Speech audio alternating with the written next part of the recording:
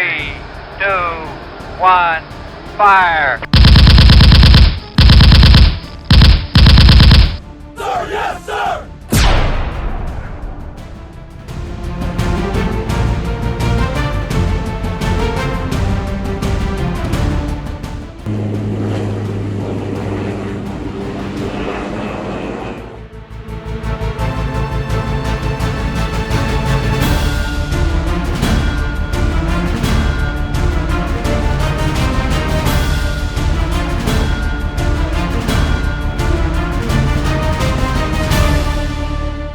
What does it take for a country made up of more than 7,600 islands to defend itself in the age of great power competition?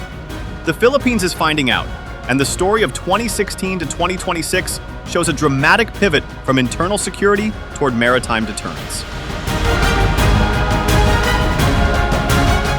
Over the past decade, Manila has undertaken one of its most ambitious expansions of military bases and maritime infrastructure, signaling that safeguarding its seas is no longer optional, it is central to national survival.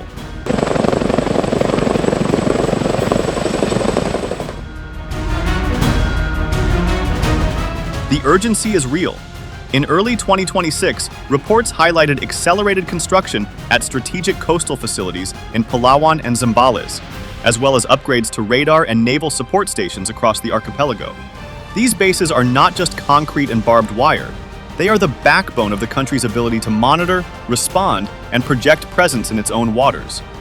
Imagine a Philippine Navy patrol vessel, once constrained to local waters, now able to rapidly move from the Sulu Sea to the South China Sea, fueled and supported by forward-deployed infrastructure.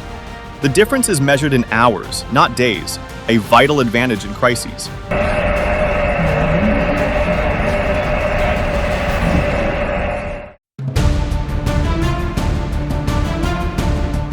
Geography is destiny. With a coastline exceeding 36,000 kilometers and sitting astride the South China Sea, Sulu and Celebes Seas, and the northern approach to the Pacific via the Taiwan Strait, the Philippines is literally at the crossroads of regional security. These are not distant abstractions. They are active trade routes, contested fishing grounds, and potential flashpoints where naval incidents can escalate in hours.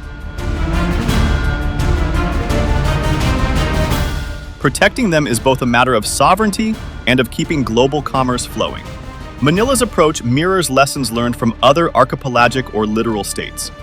Indonesia, for example, has long invested in distributed maritime bases to patrol the sprawling archipelago of the Maluku and Sulawesi regions. Vietnam, facing similar South China Sea pressures, has fortified coastal garrisons and radar networks to monitor Chinese movements. Yet the Philippines' strategy is uniquely shaped by its combination of geography, alliance dynamics, and historical resource limitations, requiring a delicate balance between modernization, sustainability, and operational reach. This decade-long investment is not just about hardware, it is a statement of intent. It tells both domestic audiences and external powers that the Philippines is serious about defending its maritime rights under UNCLOS, expanding maritime domain awareness, and improving the mobility and readiness of its forces. In a region where gray zone tactics, Coast Guard harassment, and strategic signaling are daily realities, the expansion of military bases is more than construction. It is a concrete shift in the country's strategic posture, and a signal that Manila is moving from reaction to proactive deterrence.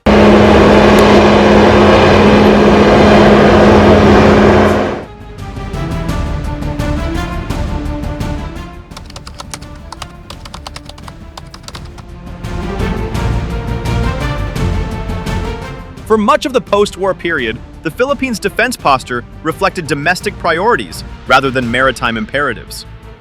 Military bases were chronically underfunded, naval and air capabilities were limited, and the Armed Forces of the Philippines, AFP, focused overwhelmingly on counterinsurgency operations against domestic groups.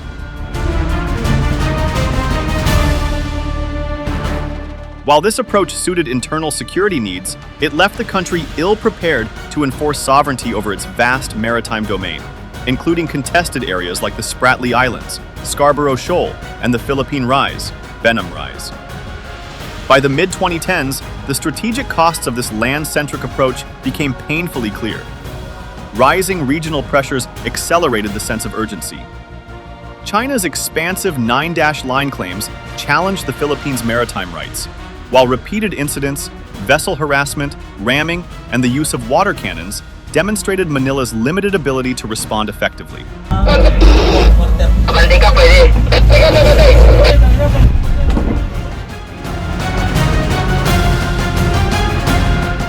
The militarization of artificial islands shifted the regional balance of power, further exposing strategic gaps. As a senior Philippine Navy officer reflected, "We were defending a maritime state with a land-centric force, a blunt admission that highlighted decades of structural neglect."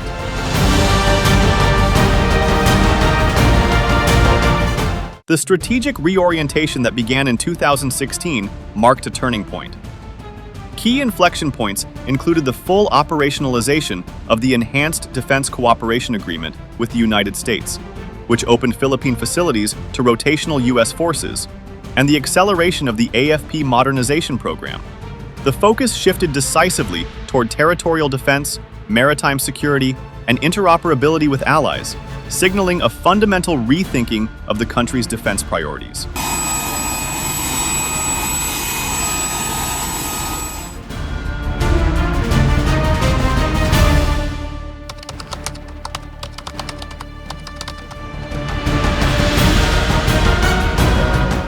The base expansion effort was guided by three overarching objectives. First, to safeguard the exclusive economic zone, which spans 200 nautical miles and is rich in fisheries, hydrocarbons, and seabed resources. Expanded coastal radar networks, ISR platforms, and patrol coverage were designed to counter illegal fishing, smuggling, and gray zone incursions. Second, the initiative aimed to strengthen national defense and deterrence.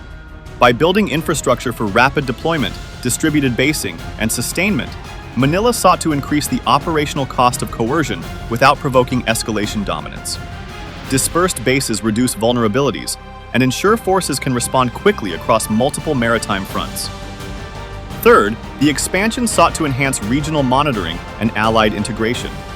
Strategic choke points like the Luzon Strait and Balabac Strait were prioritized, allowing Manila to conduct continuous surveillance and enable joint operations with allies, turning Philippine territory into a hub for regional coordination.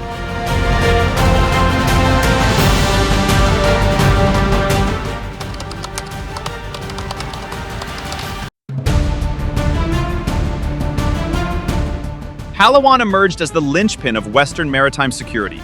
While permanent installations on disputed features remain limited, Manila significantly improved resupply and forward operating capabilities, reinforced its presence around Second Thomas Shoal, and upgraded Antonio Bautista Air Base as a Western air hub. For example, resupply missions to the BRP Sierra Madre continued despite Chinese pressure, made possible by enhanced logistics and air support from Palawan.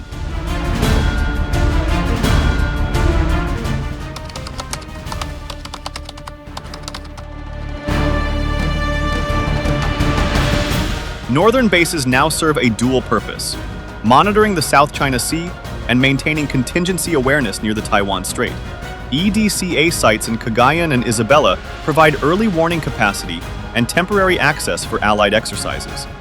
Recent drills saw U.S. anti-ship missile systems deployed temporarily near northern corridors, demonstrating the deterrent value of geography combined with forward-positioned infrastructure.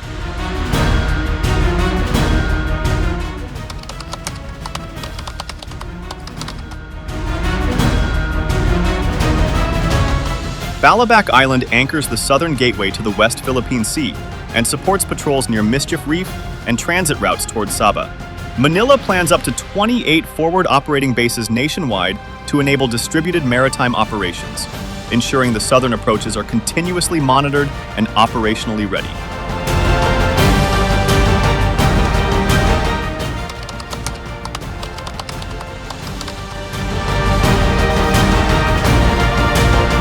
The expansion of Philippine military bases has been paired with a comprehensive modernization of technological and operational capabilities. reflecting the country's shift from a reactive land-focused force to a proactive maritime power. Central to this effort is the expansion of intelligence, surveillance, and reconnaissance infrastructure. Coastal radar networks have been upgraded and extended to previously under-monitored areas, enabling real-time tracking of vessels and improved situational awareness across the entire archipelago. Maritime patrol aircraft now operate from forward bases such as Palawan and Antonio Bautista Air Base, while unmanned aerial vehicles supplement manned patrols, providing persistent surveillance in contested waters. These upgrades are integrated into improved command and control networks, allowing faster decision-making and coordination between naval, air, and Coast Guard units.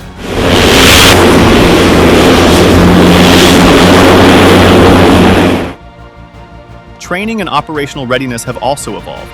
Over 500 combined and joint exercises were scheduled for 2026 alone, reflecting a dramatic increase in operational tempo. These activities span multi-domain operations, including amphibious drills, missile defense simulations, and humanitarian assistance/disaster relief missions. Yesterday, because I was like, oh, they're in trouble for it. What are they doing? Providing a realistic training environment for rapid deployment and joint coordination.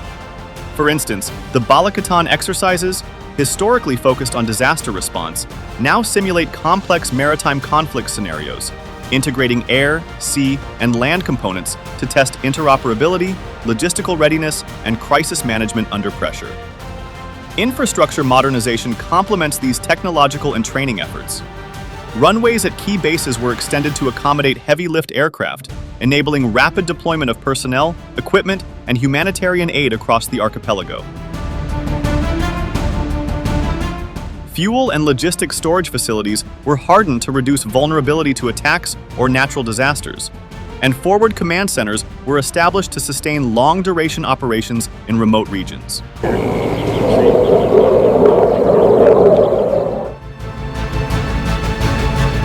This combination of advanced ISR, rigorous training, and resilient infrastructure ensures that the Philippines' maritime posture is credible, responsive, and sustainable, even in the face of gray zone challenges or sudden crises.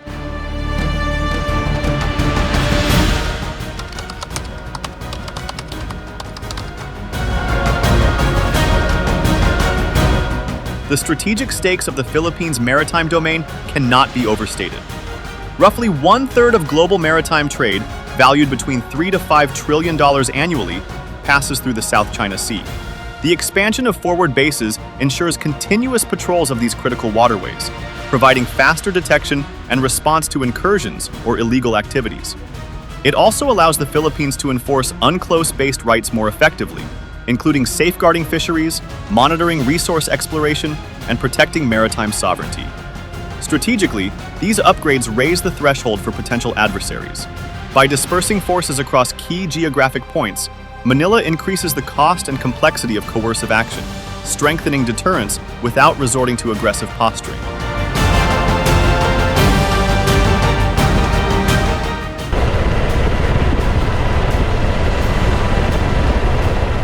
The forward-deployed infrastructure anchors freedom of navigation operations, reassures commercial stakeholders, and contributes to regional norms of collective security.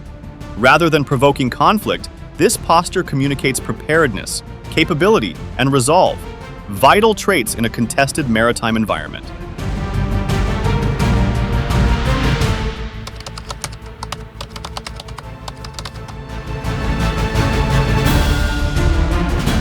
The decade-long base expansion delivers tangible national security and civil benefits.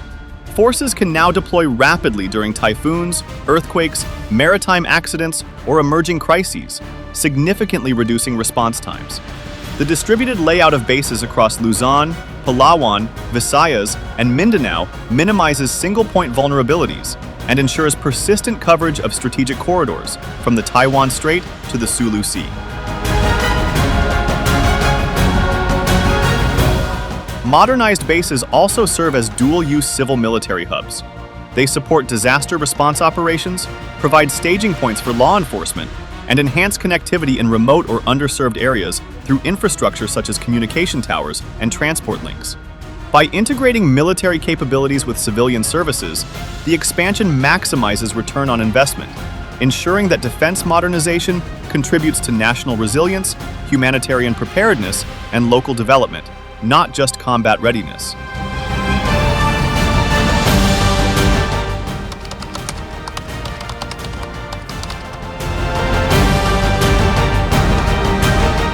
The Philippines' expanded maritime infrastructure also strengthens strategic partnerships and alliance diversification. Beyond its long-standing ties with the United States, Manila has deepened defense cooperation with Japan, Australia, and selected European countries, creating a network of operational collaboration, intelligence sharing, and joint exercises.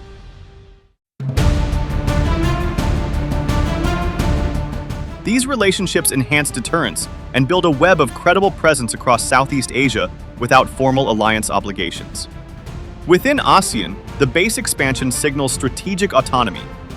Manila demonstrates that it can secure its maritime interests while respecting regional norms, providing a model for other littoral states balancing sovereignty, defense needs, and great power competition. In the broader Indo-Pacific context, forward-deployed and resilient bases contribute to collective maritime security, ensuring that critical trade routes remain open, energy flows remain uninterrupted, and investor confidence in Southeast Asia is reinforced.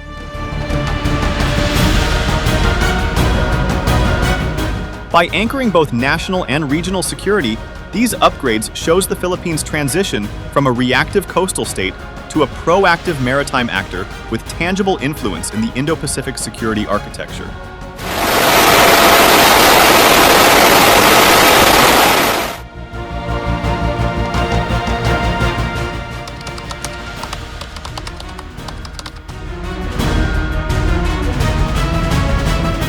From 2016 to 2026, the Philippines transformed itself from a land-centric, underfunded force into a maritime-aware, forward-positioned state, capable of credible deterrence and allied integration.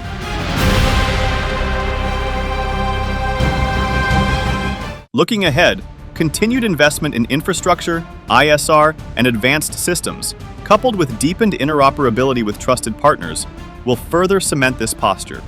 In the end, the Philippines' expansion is not about militarization. It is about credibility, persistence, and reclaiming maritime sovereignty in a contested region where geography alone is no longer sufficient. If you found this analysis valuable, share your perspective in the comments. Your insights help deepen the conversation and sharpen our understanding of evolving regional dynamics. Thank you, and we will see you soon in our next geopolitical discussion.